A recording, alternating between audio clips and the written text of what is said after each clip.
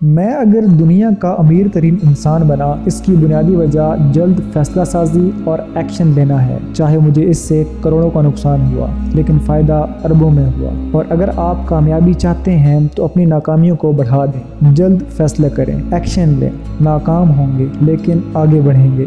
یاد رکھیں، کامیابیاں ناکامیوں سے ہو کر ہی آپ کو ملیں گی۔ چوئنگم بیچنے سے ارب پتی بننے کا سفر۔ جی ہاں، ایک ایسا ارب پتی جس نے اپنی پوری دولت خیرات کر دی۔ آج ہم جانیں گے ایک ایسے ارب پتی کے بارے میں جو ارب پتی کا بیٹا نہیں تھا اور نہ ہی کسی شاہی خاندان میں پیدا ہوا، مگر بچپن ہی میں اس کو لکھنے پڑھنے اور بزنس کرنے کا بہت شوق تھا۔ جب آپ اپنے شوق پر بچپن سے جوانی اور بڑھاپے تک محنت کرتے ہیں تو آپ اپنے فن اور ہنر میں صرف اپنے ملک میں نہیں بلکہ پوری دنیا میں نام پیدا کرتے ہیں۔ بس شرط یہ ہے کہ آپ کو اپنے شوق کا پتہ ہو اور اس کے لیے ہر قربانی دینے کے لیے تیار ہو۔ چنانچہ وہ لڑکا جو ایک معمولی گھرانے میں پیدا ہوا مگر اپنی محنت، لگن اور شوق سے دنیا کے ارب پتیوں میں بہت جلد شامل ہو گیا۔ اس عظیم شخصیت کا نام وارن بفیٹ ہے۔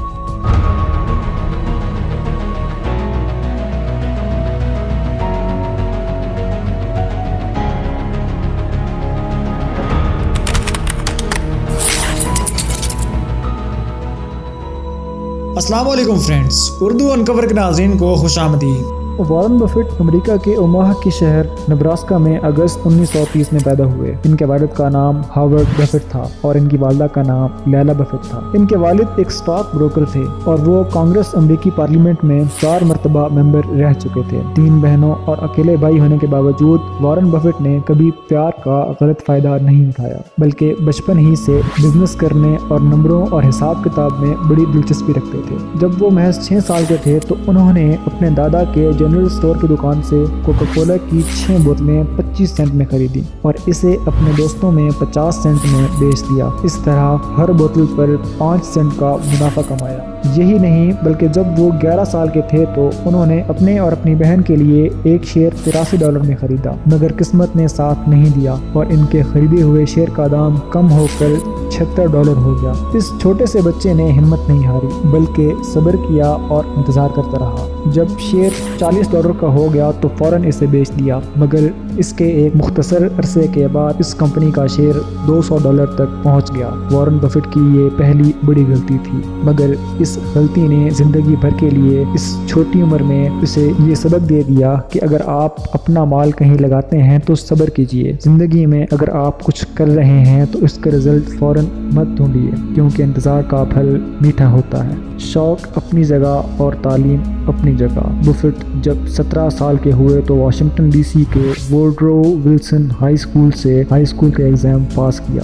اس دوران انہوں نے اپنا بزنس نہیں چھوڑا جو کہ ان کا شوق تھا، بلکہ ہائی اسکول ختم ہوتے ہوتے انہوں نے $5000 جو آج کے زمانے کے لحاظ سے $50,000 سے بھی زیادہ بنتا ہے کما چکے تھے۔ انہوں نے اس دوران نیوز پیپر بیچ کر پیسے جمع کیے اور ساتھ ہی 3 قلم بنانے والی مشینیں خریدی اور اسے واشنگٹن کے 3 علاقوں میں لگا دیا، اور ہائی اسکول کی پڑھائی ختم ہونے کے بعد وہ مشینیں $1200 میں بیچ دی۔ اسی طرح وہ $5000 کے مالک بن چکے تھے، مگر ساتھ ہی اپنی پڑھائی بھی جاری رکھی۔ وارن بفیٹ کے والدین یہ چاہتے تھے کہ ان کا اکلوتا بیٹا تعلیم کے میدان میں اپنا نام پیدا کرے۔ اسی وجہ سے دنیا کی سب سے مشہور یونیورسٹی ہارورڈ میں گریجویشن کے لیے بفیٹ کے والدین نے اصرار کیا، مگر وہاں داخلہ نہ مل سکا کیونکہ بفیٹ کی عمر محض 20 سال تھی، جو داخلے کی مطلوبہ عمر سے کم تھی۔ چنانچہ انہوں نے کولمبیا اسکول آف بزنس میں داخلہ لیا، جہاں ان کی ملاقات مستقبل کے استاد اور مرشد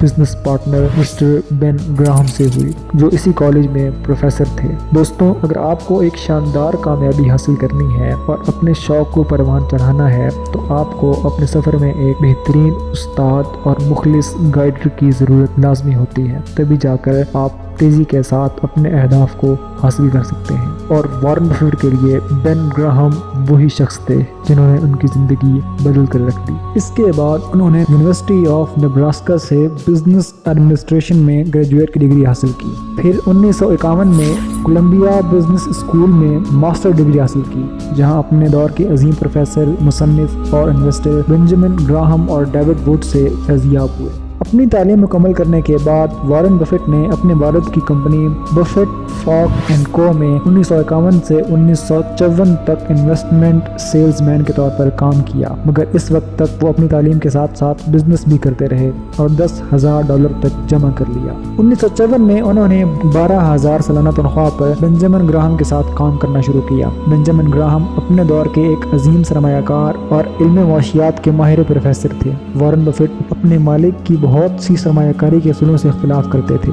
اس دور میں انہوں نے سرمایہ کاری کے وہ سارے طریقے اور نکات سیکھ لیے جن کی بنیاد پر وہ دنیا کی عظیم ترین شخصیتوں اور ارب پتیوں میں شامل ہو گئے۔ دوستوں، اس بیچ انہوں نے اپنی ذاتی کمائی سے ایک بڑا سرمایہ جمع کر لیا تھا، اور جب 2 سال بعد بنجامن گراہم ریٹائر ہو گئے اور اپنی پارٹنرشپ کی کمپنی بند کر دی، وارن بفیٹ نے اپنے شہر اوماہا میں ایک بفیٹ پارٹنرشپ لمیٹڈ کی بنیاد ڈالی۔ ایک مختصر عرصے میں انہوں نے انویسٹمنٹ پارٹنرشپ قائم کر لی اور صرف ایک دہائی میں 1962 میں وہ ملینئر بن گئے۔ اس کے بعد انہوں نے ٹیکسٹائل کی دنیا میں قدم رکھا اور برکشائر ہیتھوے کے نام کی کمپنی خرید لی۔ 1985 کے آخر میں انہوں نے ٹیکسٹائل کو ترک کر دیا اور انشورنس میں سرمایہ کاری شروع کی۔ 1988 میں انہوں نے کوکا کولا کمپنی کے 7% شیئر $1.2 بلین میں خرید لیا، جو ان کی کمپنی کا سب سے زیادہ نفع بخش سودا ثابت ہوا۔ پھر 2002 میں کرنسی کے کاروبار میں قدم رکھا اور $11 بلین کی سرمایہ کاری کی، اور صرف 4 سالوں میں اپریل 2006 تک $2 بلین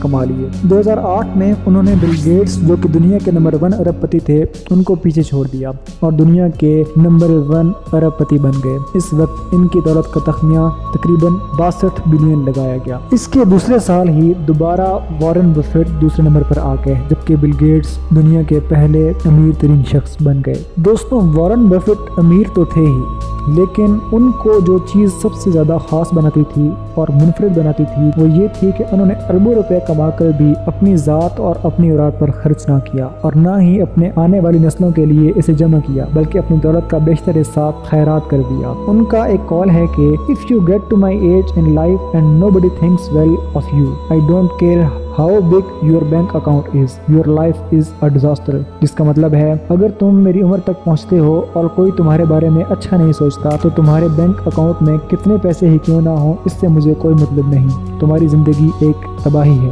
جون 2006 میں بفیٹ نے اعلان کیا کہ وہ اپنی دولت کا 80% سے زائد حصہ چیریٹی تنظیموں کو خیرات کر دینے کا منصوبہ بنا چکے ہیں، اور انہوں نے 2020 میں اسے بڑھا کر 99% کر دیا۔ اس چیریٹی کا بیشتر حصہ Bills and Melinda Gates Foundation کو ملا، جسے مائکروسافٹ کے بانی بل گیٹس اور ان کی اہلیہ میلنڈا نے قائم کیا ہے، جو صحت اور ایجوکیشن پر کام کرتا ہے۔ دوستوں، بل گیٹس اور بفیٹ کی 1990 کی شروعات سے ہی بڑی گہری دوستی رہی ہے۔ 2010 میں وارن بفیٹ اور بل گیٹس نے گیونگ پلج قائم کیا، جس میں دوسرے مالدار افراد کو اپنی دولت کا بیشتر حصہ چیریٹی میں دینے کے لیے ترغیب کیا جاتا ہے اور انہیں اس کی دعوت دی جاتی ہے۔ وارن بفیٹ کو 2011 میں صدر براک اوباما نے پریزیڈنشیل میڈل آف فریڈم کے اعزاز سے نوازا ہے۔ بفیٹ کو 20ویں اور 21ویں صدی کے سب سے زیادہ کامیاب انویسٹر اور سرمایہ کار تسلیم کیا جاتا ہے، اور پوری دنیا انہیں قدر کی نگاہ سے دیکھتی ہے۔ دوستوں، دولت کمانے کا شوق پیدا کیجیے، پھر اس کو جنون میں تبدیل کر دیجیے۔ اس کا صحیح استعمال جب دولت آ جائے تو اپنی دولت و عشرت کا سامان پیدا کرنے کے بجائے انسان کی فلاح و بہبود کے لیے خرچ کیجیے، اور یہی دراصل ایک کامیاب بزنس مین کی نشانی ہے۔ امید کرتا ہوں آپ کو ہماری آج کی ویڈیو پسند آئی ہوگی۔ ویڈیو پسند آئے تو کائنڈلی ویڈیو کو لائک کریں، شیئر کریں اور چینل کو سبسکرائب ضرور کر دیں۔